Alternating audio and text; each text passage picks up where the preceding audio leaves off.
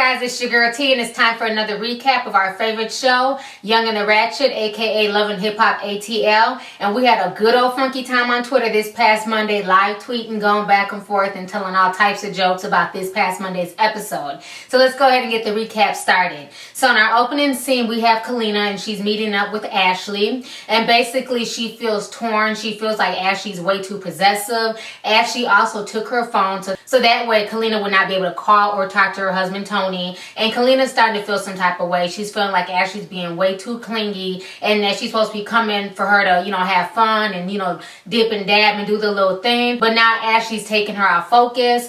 She's not in the studio. She's not making music like she promised Tony. So she's telling Ashley all this. Ashley's getting visibly upset. You can tell that, she wants Kalina to herself. She doesn't want to share her. And she feels like since she's in town, Kalina needs to give her undivided attention. And then when Kalina goes to use her phone to try and call Tony, Ashley jumps up and she starts trying to strip in front of her. And, she's just being real extra. And Tony said that this would happen, and Kalina swore up and down that it wouldn't happen, that Ashley would stay in her place, that Ashley would just be a girlfriend, that's it. But now she's allowed Ashley to throw her off her square. Moving on to the next scene. So in the next scene, we had Tammy Rivera, and Tammy Rivera is very excited to basically debut her clothing line. Her clothing line is called T Rivera, and everybody named Mom is there. Rashida's there, Carly Red is there, Waka Flock is there, Deb Antony, and a host of other people in ATL are there to support her. And her fashion pieces look really nice. The models look beautiful. The clothing looks really nice. But I can't help but wonder, is this a real fashion line? Is she really going to do something with this? Because what I don't want to happen is that we get boosted by the pictures and by the show, and then instead of the public getting T by Rivera, we get another She by Sheree. Now, how many seasons did Sheree Winfield say she was coming out with a clothing line and she would have these debuts in Atlanta? And to this day, nobody has anything from She by Sheree. So I hope Tammy is staying with it. I really hope that she's really venturing into making clothing and that she's really going to sell it to the public, as opposed to just pulling another She by Sheree and just doing it for the show. Moving on to the next scene. So in the next scene, we have Erica and little Scrappy. They're meeting up at the restaurant.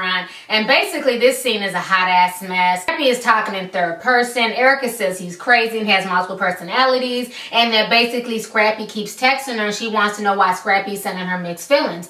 She's saying, if you want to be with me, then you need to open your mouth and say so. If you want us to be just friends, then you need to stop trying to cross that line. And once again, Scrappy's trying to play crazy and act like, he doesn't know what Erica's talking about. But we all remember how he did Shay. He was telling Shay one thing, but the whole time he was messing with Erica, his baby's mama. So it seems like this is Scrappy's MO. He likes to talk to a bunch of girls on the side, get them gassed up. And then when he's ready to drop them, he wants to feel like he can drop them with no repercussions. So now they start getting into it, and Erica's getting upset. And she's like, you know what, I'm not going to argue with you no more. You want to play crazy. It is what it is. He's calling all types of bum bitches and everything else. So Erica goes to pay for the drinks. Scrappy gets up and he's like, nah, you don't have to pay for my drinks. I got money. You know what I'm saying? I'm not out here fronting. I have money. I don't need you to do shit for me. Erica's like, you better get out of my face before I slap you. And Scrappy's like, who you gonna slap? The first time you slap a man is gonna be the last time that you slap a man. Now they're arguing, they're going back and forth, and then all of a sudden out the blue, VH1 decides to be some damn hypocrites and black out this whole scene between Erica P and Scrappy getting into it. So we don't know if Erica slapped him, if Scrappy slapped him, but once the black screen was lifted, Erica P's hair was messed up, and it left a lot of us wondering what happened. Now what I find funny is that VH1 has no problem showing Erica, flipping over tables and starting fights with Bambi, and her and Bambi going back and forth, and Bambi stealing on Erica. They had no problem showing that. But then when it comes to little Scrappy and Erica getting into it, all of a sudden they want to pull up a blank screen and re-edit and cut stuff. So I thought that was some bullshit. If they weren't going to lead the fight, then they should have just edited out the whole thing. If they're not going to show everything and let us know how everything went down, they could have just kept that on the cutting room floor. Moving on to the next scene. On the next scene, we have Stevie J and Joseline, and they're into it ever since the whole situation that went down when Stevie J came back from visiting Benzino. But Joseline feels like Stevie J is a liar and that he needs to admit to smashing Althea. And Stevie J is still adamant. He's coming down to the tennis court. He said he's been sleeping in the doghouse, and he's adamant that him and Althea did not mess around and that Joseline needs to calm down and stop going off on him. Joseline saying that she don't believe nothing that comes out of Stevie J's mouth because Stevie J is a dog, and that basically he'll sleep with anything.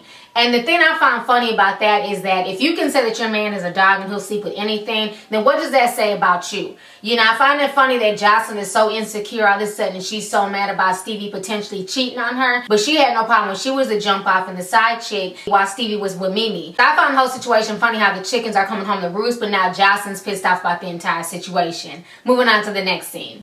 So in the next scene, we have Benzino. Benzino's going to the doctor's office to go check up on his bullet wounds. And Benzino sent me a message the other day on Twitter, basically let me know that he was really shot. And the reason why the pictures look different is because the selfies were reversed. So here goes his tweet that he had sent me and somebody else the other day.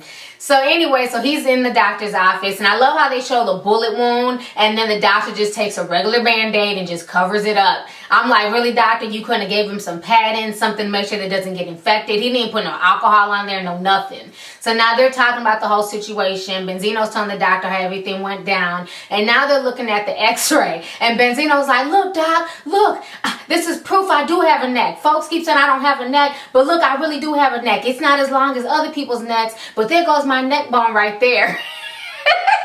When Benzino said that, I was cracking the hell up. I'm like, Benzino is a fool. And you could really see his little neck bone right there. So this is proof that Benzino does have a neck bone. It's connected to his shoulder bone and his hip bone, just like everybody else. Moving on to the next scene.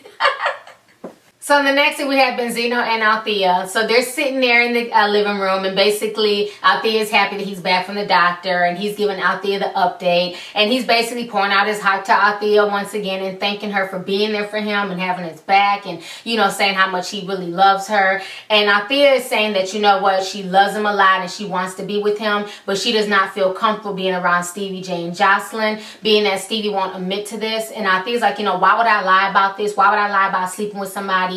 I was with him, and I don't understand why he's lying about that. And Benzino is saying that, you know what, even though Stevie's his homeboy, he feels like he's only lying because he doesn't want to start mess with the Puerto Rican princess. He doesn't want Joseline going upside his head. So Stevie is lying about the encounter with Althea to appease Joseline, but it does make Benzino feel some type of way. And my whole thing is this: why don't Althea just shut the fuck up? I mean, is it that damn serious? Why do you want to be known as a hoe? Why do you want to sit out there and put all your sexual exploits out there? Why do you want to talk about smashing Stevie J? Move the hell on. Obviously, Benzino's head over heels for you. Obviously, he's in love with you. Focus on that and keep Stevie J's name out your mouth. Let Stevie J and Joseline do their own thing. Worry about your man and soothing his bullet wounds in his neck. Moving on to the next scene. So in the next scene, we have Kalina and Tony. So Kalina is sitting there meeting with Tony, and of course Tony has an attitude. He's rocking his Joe Button beard starter kit. So he's sitting there, and, you know, he feels like Kalina's been playing a bunch of games. She's been running behind Ashley. She hasn't been focusing. She's been going to the strip club doing her. Not only has he not gotten a chance to smash Ashley, he hasn't even been able to really, you know, be with his wife. And Kalina's saying, you know what, you're right, and I apologize. Ashley did throw me off my square, and you said it, you know, and you know, and I just want to tell you that I'm sorry for everything.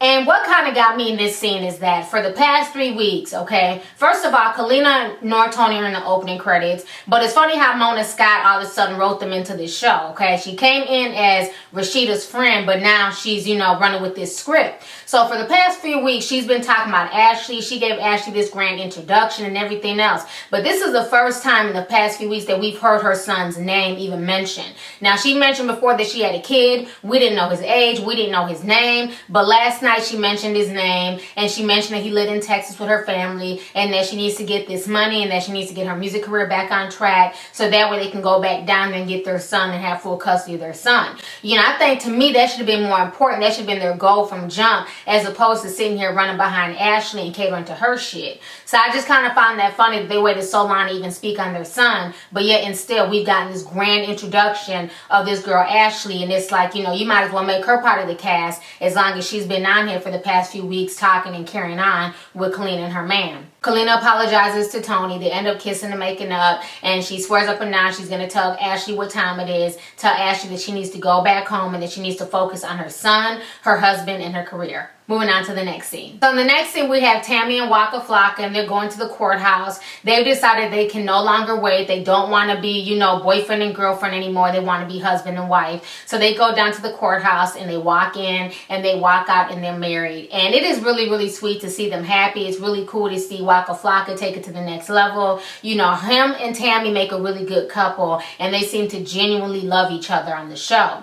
So in the next scene, once they leave the courthouse, they're going to go meet with the mothers. And this scene was just a trip.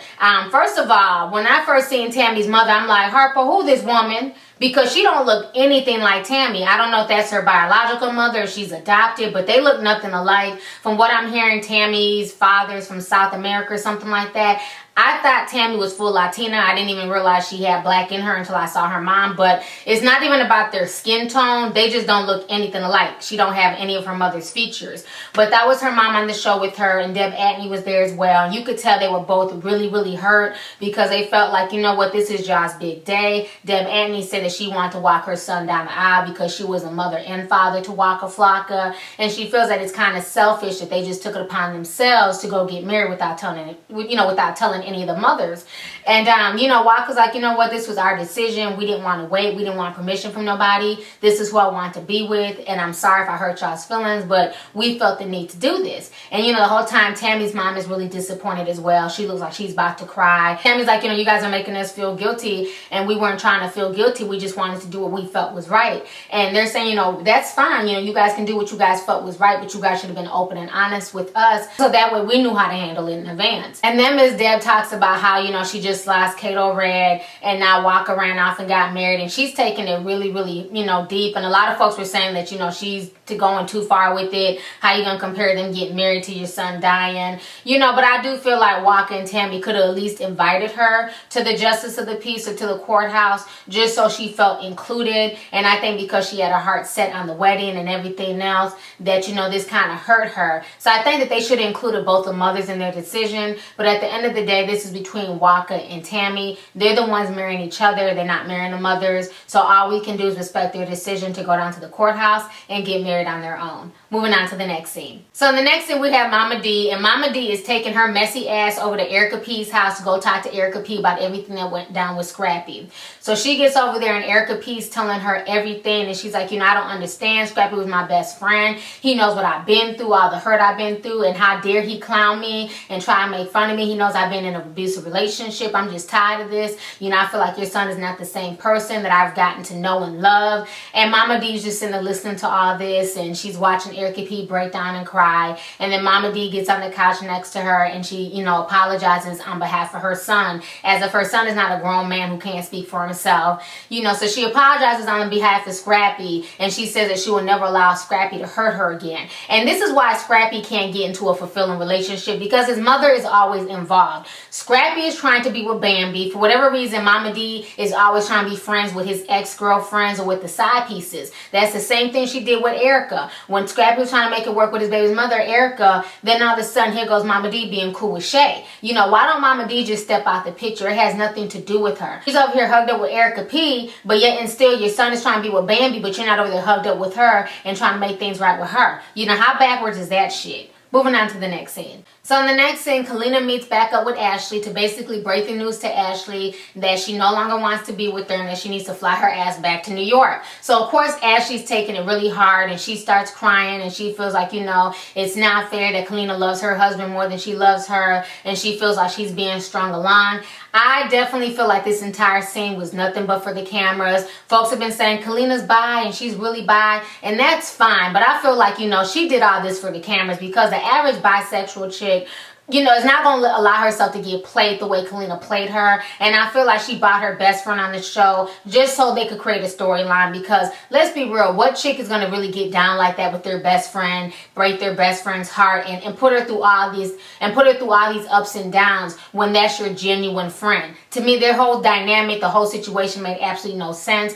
Everything about this situation to me was scripted. She may be bisexual, but I don't believe the fact that her and Ashley have a genuine relationship going on. I feel like Ashley was just being a friend and decided to jump on the show to help make Kalina and Tony's storyline go smoothly for Mona Scott. I'm not buying this entire situation whatsoever. Moving on to the next scene. So in the last and final scene, we have Benzino. Benzino's going on to a Ferris wheel, and he's bringing Althea with him. She has no idea what's going on, and they start popping champagne, and the champagne goes everywhere. And they're all lovey-dovey and looking into each other's eyes, and Benzino's whispering all these sweet nothings to her and saying once again how much he loves her and how he's confessing his love to her and how he wants to be with her and only her. And Althea's giggling and laughing and everything else. And this whole situation is just cheesy. We already know what's coming up. And of course, Benzino proposes the question to Althea just like he did to Carly Red, you know what I'm saying, a few seasons ago. So he asks Althea to marry him, and Althea breaks down crying, and she's genuinely surprised. And you could tell that this was a genuine reaction because she's an admitted hoe and jump off of the industry. She's, you know, she's never hidden who she was. She's never hidden the fact that she's been with a lot of different guys in the industry. So I think that her surprise and her, you know, her response was very genuine. She probably never thought a guy would take her seriously and marry her. And the fact that she gets to be a wife to Benzino, that's a big come up for her. Folks can say what they want to say about Benzino, but what they can say is that Benzino is not broke. Benzino is an entrepreneur, and Benzino has money. His neck might be short, but his money is real tall. So she knows a good damn roof over her head when she sees one, and she knows she's not going to let Benzino go for nothing. So I'm not surprised by her reaction. And once again, like I always say, hoes stay winning. You know, at the end of the day, this woman is an admitted hoe and a jump off. She makes no qualms about that, but yet and still, she done got Benzino to marry her. Joseline and Stevie's fake ass storyline, but yet and still Joseline's doing her thing while Mimi's just sitting up here being miserable. So the whole situation is just a mess, but congratulations to Benzino and Althea. Hopefully it wasn't for TV. Hopefully they do end up getting married. That ring was very interesting. Lots of diamonds on there. You know, so hopefully she's with him for all the right reasons and not just trying to use him to come up. So anyways, go ahead and leave a comment. Let me know your thoughts on this week's episode of Love and Hip Hop ATL, aka The Young and the Ratchet. What was your favorite scene? How do you feel about Mama D getting involved with Erica and Scrappy? And then how do you feel about Mona and them being hypocritical and trying to black out the whole fight scene between Scrappy and Erica P? So let me know your thoughts. All right, deuces.